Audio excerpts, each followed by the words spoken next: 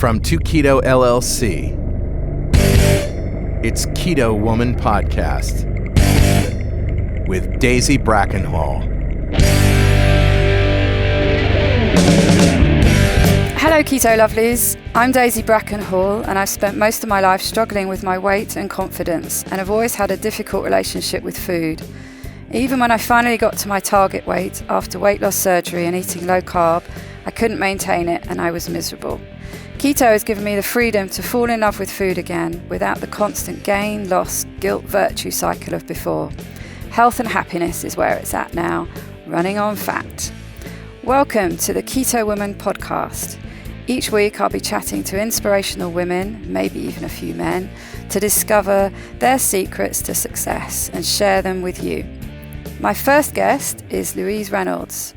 Hey Louise, thank you so much for being my first extraordinary woman. How are you today? Hi Daisy, thank you so much for the invitation and I'm really honoured to be one of your extraordinary women on the Keto Women's Podcast. Thanks for having me. You're welcome. So good to have you here. So tell the listeners a bit about yourself. Well, first of all, you'll notice that I am from Australia. I live in Adelaide and I'm a military mum of 3 teenage boys and so who's been keto just over a year. I think I've had my keto-versary back in May this year. And like yourself, have had a very complicated relationship with food and have really discovered low carb and then into keto this last year and really am living life like yourself on fat and, feeling so much more healthier and happier for it. It's the best, isn't it? So you've mentioned a little bit there already, but what really does keto mean for you? I think in a practical sense, keto for me is where I have really reduced and replaced my carbohydrates in my diet, certainly those refined carbohydrates and processed carbohydrates, certainly with healthier carbs in green leafy vegetables and really replace that with fat. So like many people who know about the food pyramid, we've done the swap. So where we had fats at the top, now fats are at the bottom of my little food pyramid. I've really certainly have not eliminated carbs particularly, but I certainly have reduced them to below 20 grams and certainly have increased my fats. And I certainly know about my protein and I keep that scaled to my lean body mass. And I can certainly talk to you through that I've actually had some DEXA scans. So just keeping my protein moderate and eating my fats to really until I feel full. So DEXA scans, so how dense are you then? Oh, I am dense. So certainly that was actually quite enlightening, and I'm sure that many keto women who have lived and died by the scales will know that certainly the scales that we have, and my partner Andrew is a bit of a data junkie, and we have a Fitbit scale, so that actually not only tells you what your gross mass is, but also your body fat. And I was struggling with this stupid scales because it was telling me I was 36% body fat. And I hated this machine because, for the longest time I, was, losing weight and my body mass was staying at 36%. And I just was struggling with that number. And I ended up having a DEXA scan. And it told me I was actually 24% body fat. It was a revelation. I just looked at the woman and I said, "You're kidding me." And no, she said, "No, the DEXA scan, it says quite clearly here that this is your lean body mass," which was really good to know. This is your bone density. This is, your muscle mass and your fat mass, and it, down to your left leg and your right leg and your right arm and your left arm, which was absolutely just amazing. So I was actually feeling very relieved in one sense. but appalled at the technology and how it was basically lying to me this whole time. Absolutely. Yeah, those scales were not your friend, were they? They were not. But the explanation I got was, and I don't know how true this is, but one explanation I got was because of our electrolytes differ. So because we're not retaining, I think, our salts and our water in terms of having carbohydrates that hold that particular mass. As you know, when we start keto, we lose a lot of water, and that obviously shifts some of our electrolytes, and particularly it's about the sodium. And because the impedance scales actually registers an electrical current through your skin, and that somehow changes the way that the scales read our body mass. Right. Oh, that's interesting. So there's actually a good reason for the fact that they're showing a distortion. Most definitely. And so that was one explanation.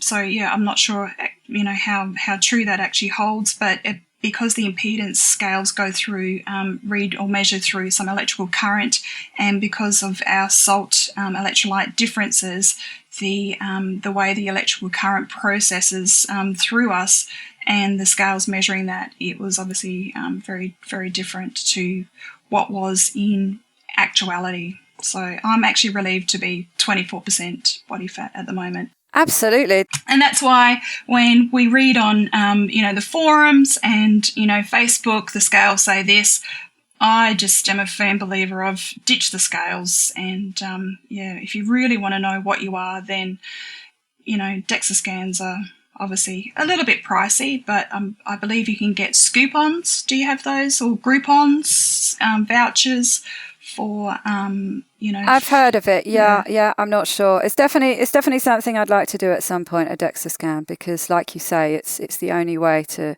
really get an accurate reading. Yeah. But yeah, that's good. So we first appeared on a podcast together, on the Weight Loss Surgery podcast with the two keto dudes, and shared our whole weight loss surgery story on there.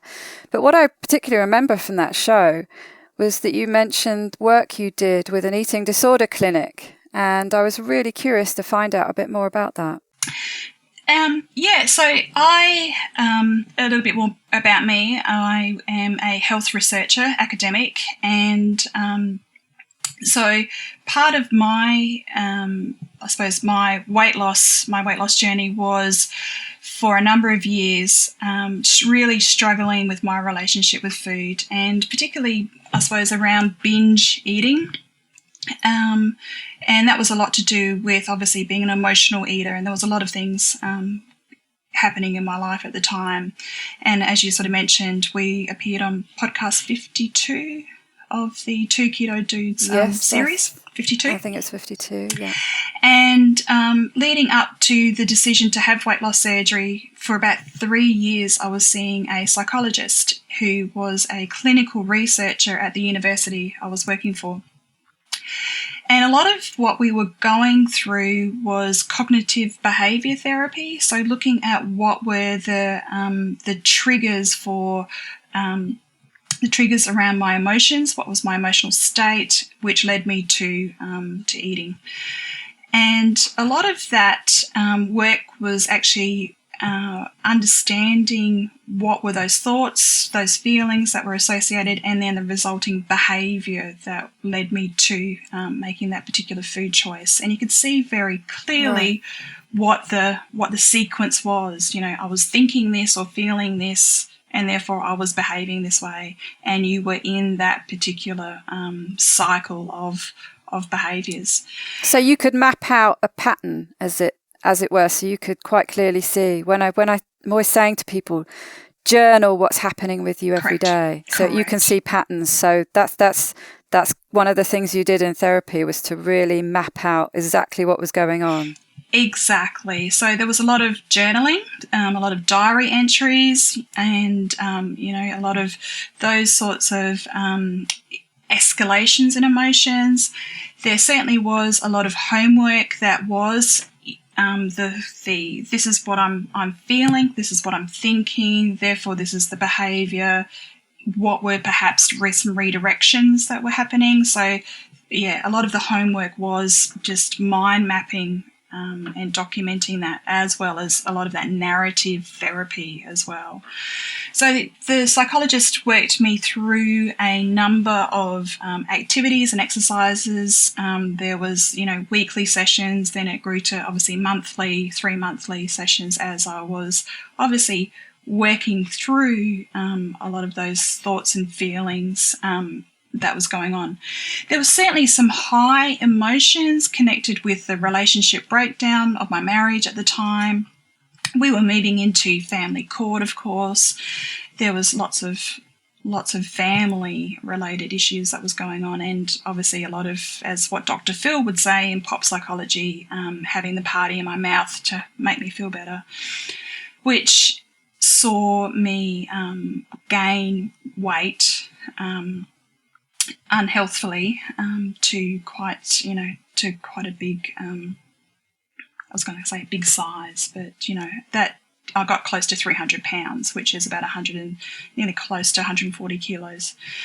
So, because I seem to remember you said before that you didn't have too much of a struggle with maintaining your weight when you were younger. No, it was only a bit later that you started gaining weight. Yeah, at the end of my marriage, and obviously through the escalations through family court and things like that. That's when it certainly, there was a period of about 5 to 7 years of the weight gain. But the psychology that happened certainly before the surgery was instrumental, I believe, for the success of my surgery and after that. So, right. And that's where I really take issue a lot with what we read on Facebook when people talk about weight loss surgery being drastic and barbaric. And I know that Zoe Hardcombe actually mentioned that the other day on her tweet. And that, where people sort of think that we take the easy way out. And that's really where, actually for me, it was a 3-year decision or a 3-year process leading up to. Yes, it's quite a radical thing, but it certainly was having exhausted, emotionally exhausted a lot of options and opportunities, and it was a well thought out and researched decision. So what were the real useful things that you took from that time in therapy? What were some of the practical tools that they gave you with how to deal with this process that you mentioned, this mapping out of what happens with the link between emotions and eating? What tools did you get to deal with that? I think what was some of the really great tools were the homework activities and the exercises, and just even if you map out, I am feeling this. And I think what that is a vocabulary. We need to increase our vocabulary beyond just feeling happy, sad and mad and bad. And we need to sort of go, well, actually, I'm not feeling happy, sad, bad or bad, but I might be, geez, I'm concerned about something, or I'm frustrated with that, or I'm intrigued by that. So I think naming our feelings beyond happy, sad, mad and bad was one thing. Connecting that to that thought, that feeling to that feeling makes me think this, and what is that thinking and where is that thinking derived, from? And sometimes unpacking that thinking really uncovers, that's a little bit not quite healthy. That's not a good thought, or that's not a helpful thought. And unpacking a lot of the thought processes, which can be either black and white thinking, it's obviously not helpful thoughts, that's that catastrophic sort of thinking, catastrophizing thinking. So there are different thinking patterns that we are very practiced in, and it's those sorts of habitual patterns that we go to, particularly when we're under stress, and how that then leads us to consoling, particularly me, in food. So a lot of the food choices that we were doing was obviously, the chocolates or the ice cream, buckets of ice cream, 6 or 7 pieces of toast, while I'm cooking dinner. But there was a lot of... it really sounds to me like one of the overriding things was that you were being made aware that you were they were encouraging a mindfulness and awareness of what's going on. And when you had an urge to eat something, you were being aware of what that feeling was. And then, like you were saying, unpacking it a bit and going back to seeing what all those emotions were about, rather than what you probably did before. I certainly know it's what I've always done, is that emotion comes up. I don't want to feel that emotion, so I'm going to push it back down with food. Whereas you were being encouraged to just suspend that leap from emotion to food and think into those feelings a bit. Yep. So not jumping from the end point, which was the behaviour, which was the consoling myself in food. It was like, well, I know that I want to do that and I'm mindful of that decision has just popped into my head. Let's take 2 steps back. So what is it that I'm feeling? And then what is the thought connected to that feeling? So, it was about taking the time, and you've used the word mindfulness, and that came a lot more in vogue a little bit later on. But taking the 2 steps back to understand what are those triggers. But in saying that, that was one aspect, one part of the toolkit was looking at and recognising that unhelpful thinking, which was connected to obviously a range of emotions, not just being overwhelmed and being sad, because there was a certain level of anxiety and depression that went along with that. But the narrative therapy was really good, immersing myself into just scribbling down a lot of those random thoughts of why and how and what's happening to me. And in a non sort of judgmental way, I could unload a lot of the emotions onto a piece of paper. And so so narrative therapy, that's basically journaling, is writing out everything that you're feeling that's happened. Yeah. And it's just like a big sort of emotional dump on a page, and you're writing to no one in particular. It doesn't have to be Dear Diary, but it's just about obviously some kind of emotional release. And you're getting it out rather than keeping it in. So I think the third thing would be just general stress management techniques and being kind to yourself and taking time for yourself. That was something that was really particularly hard for a single parent. And I was single parenting a child with special needs and working full time. And at that time I was doing my PhD. So there was a lot of things on my plate that were very stressful. And obviously in the background there was... as I was, the unravelling of my marriage and then family court stuff.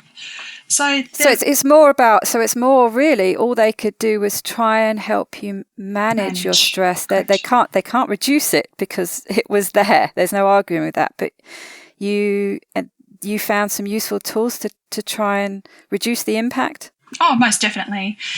So, there was obviously things, skills developing in my toolkit to manage what was a very stressful part of my life. So very grateful and very thankful for the skillfulness of my therapist. And that's 3 years leading up to my surgery. I continued to get therapy 2 years after my surgery as well. So what were some of the things that you found that did work for reducing stress? Because I know it's something that affects so many people. So I think that, again, is you're using the word mindfulness of, what is the stress and how that manifests in yourself, and doing body scans. I don't know if you know that sort of term. It's just basically just sort of, sitting back and, what am I thinking? What am I feeling? Just doing that scan from head to toe of, I see, right. So a mental scan. Correct. Yeah. And you might notice it you're holding it in your shoulders, or you're holding it, in your chest, or you're holding, in your breathing particularly.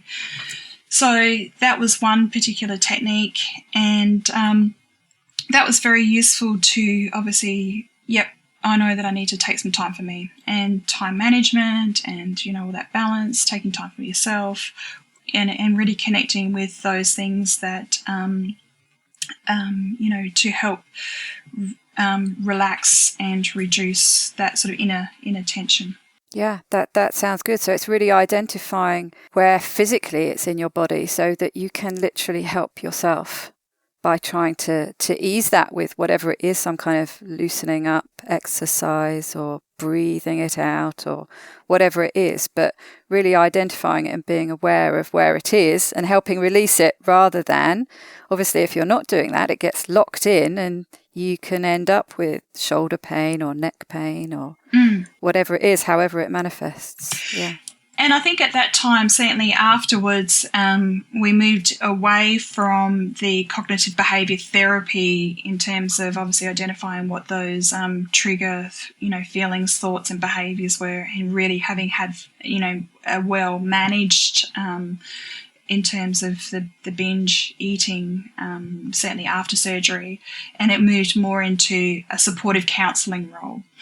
So a lot of the role that the therapist took after surgery was around supportive therapy, therapeuticness or therapy, in that way that it really was about, how are things going and checking in, and certainly.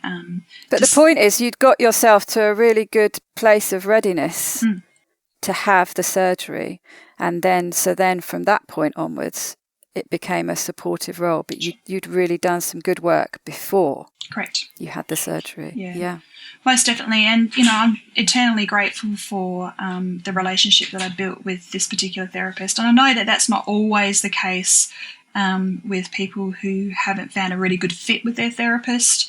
But where I may be different from other people is I certainly am having researched, certainly I think I told this story on our podcast, that I went to a number of different surgeons with journal articles, and I had highlighted and I had post-it notes and I had all these questions having, from the literature, just so I could be taken seriously.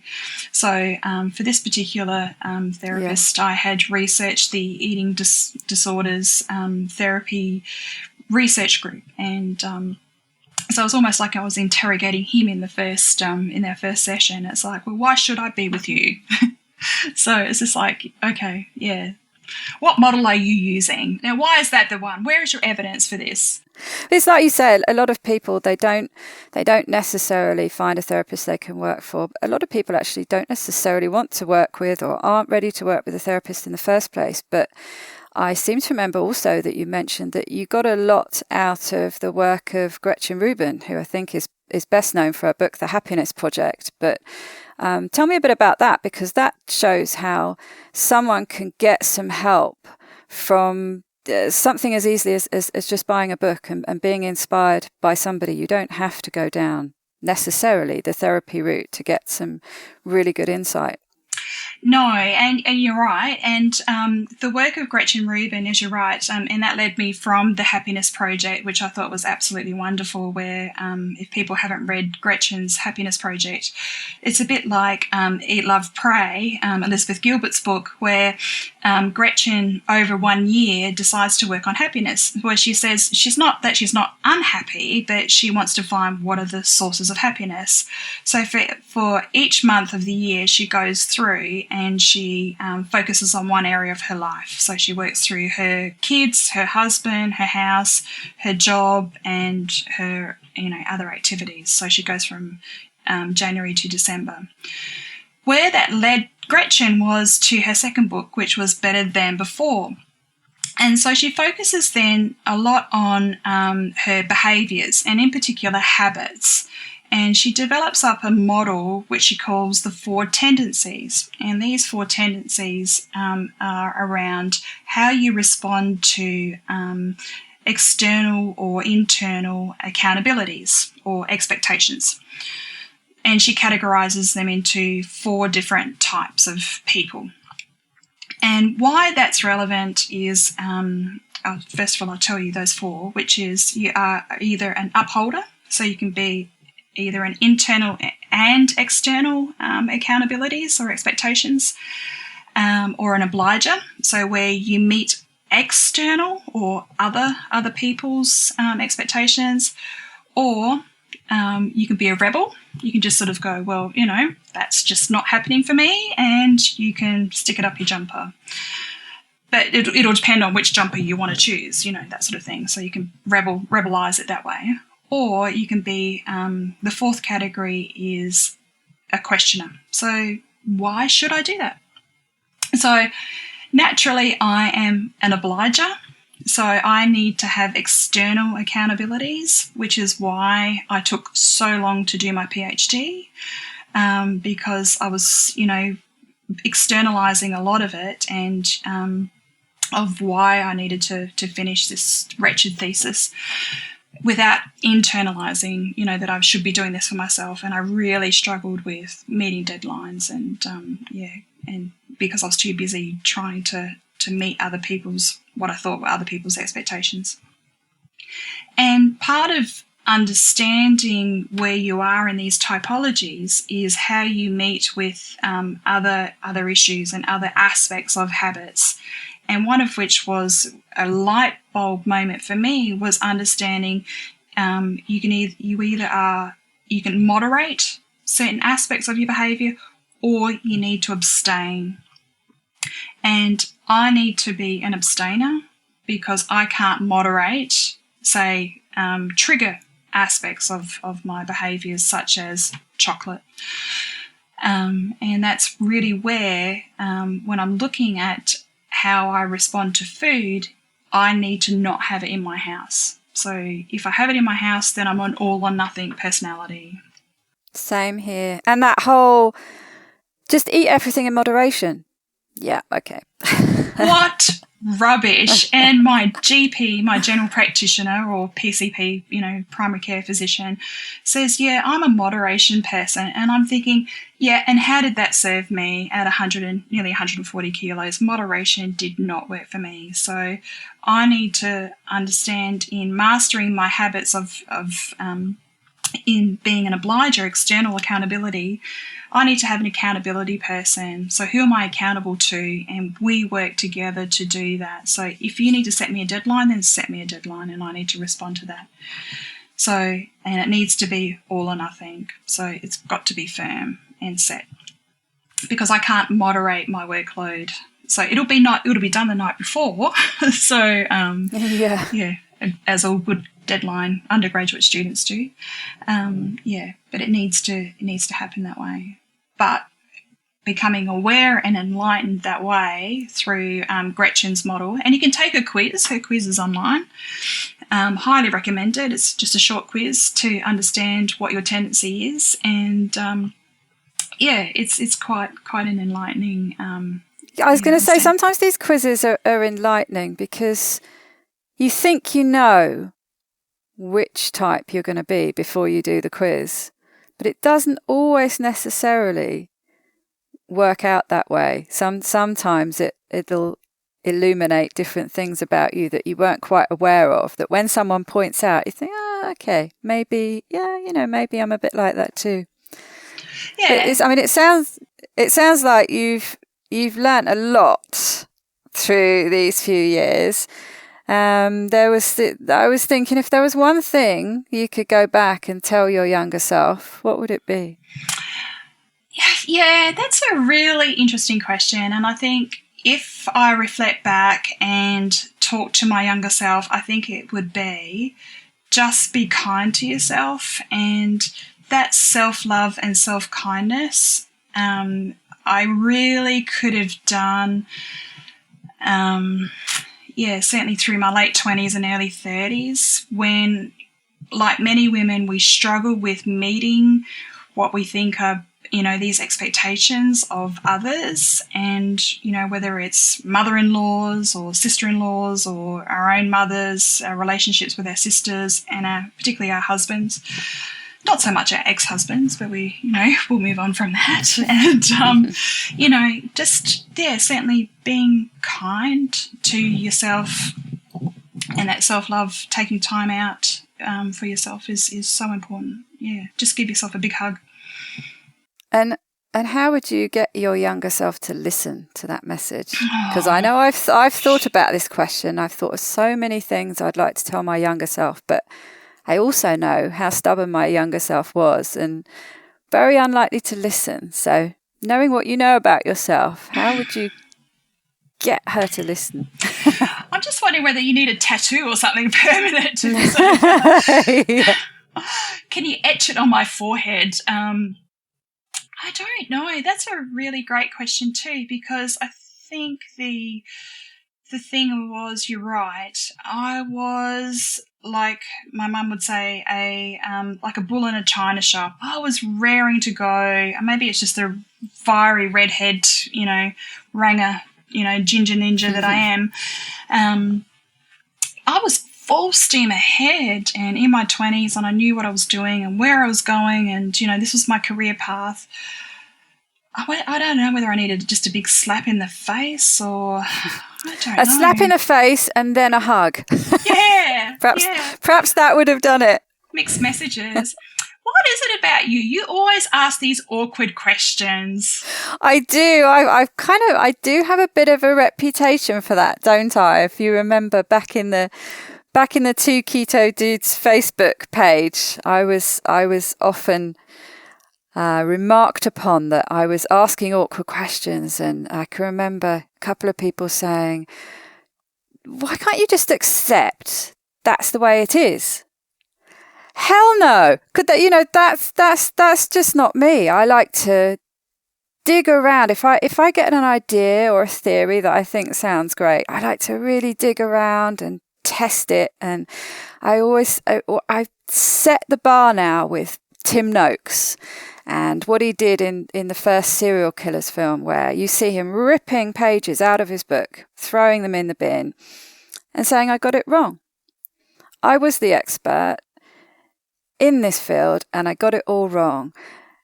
And he's discussed elsewhere how you need to always challenge your theories and your belief system to make sure that they've got strong foundations. And that's the gold standard for me now. So yeah, I'm basically nosy. And I was that child that was, but why? And I think, I remember, I think we joined the Two Keto Dudes Facebook around the same time, and we had many lively discussion, and you were asking those awkward questions, but it was great because you were quite engaging, and you certainly were digging and asking, and hopefully I remember a few times I was responding to very long threads of yours with research. You were saying but why, and I posted a few links and those sorts of things. But I think it would be fantastic that you will be on the Keto Women's podcast now, asking, hopefully a lot of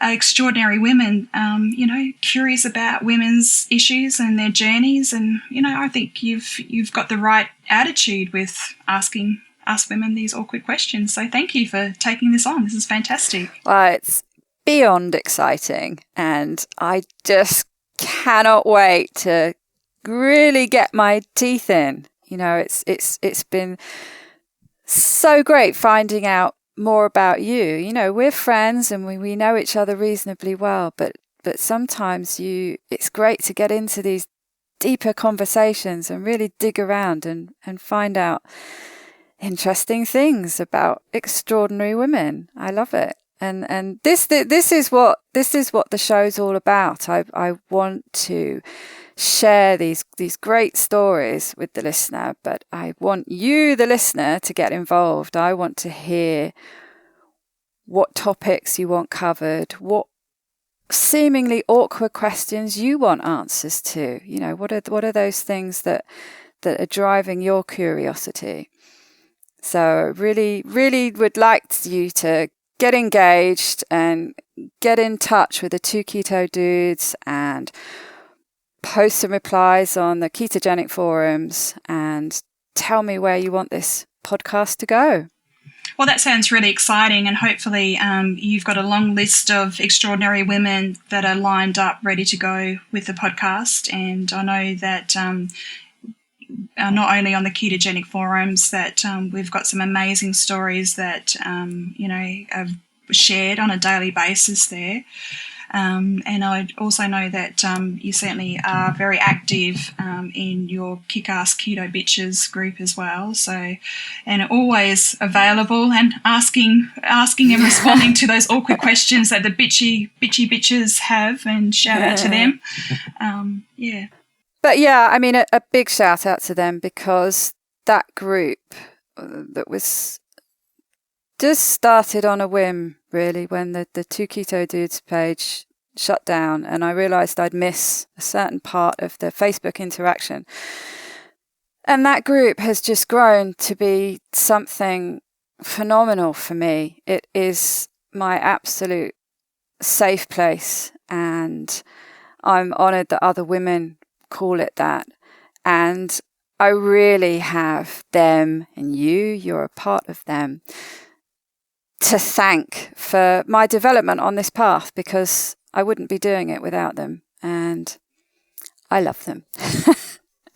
And yeah, this podcast is for them and everyone out there who's interested in women and keto. Fantastic, Daisy. Thanks for letting me be one of the first of the many, hopefully, extraordinary keto women that are going to be sharing their story on the podcast. Yes, and thank you, Louise. It's been fantastic to share this first podcast with you.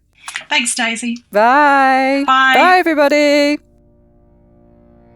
To get links and information from the show, go to www.ketowomenpodcast.com. Do you want to be one of my extraordinary women? Maybe you've got an idea for a show, a topic you want to hear about. Let me know how I can tickle your earbuds by dropping me a line at daisy@ketowomenpodcast.com.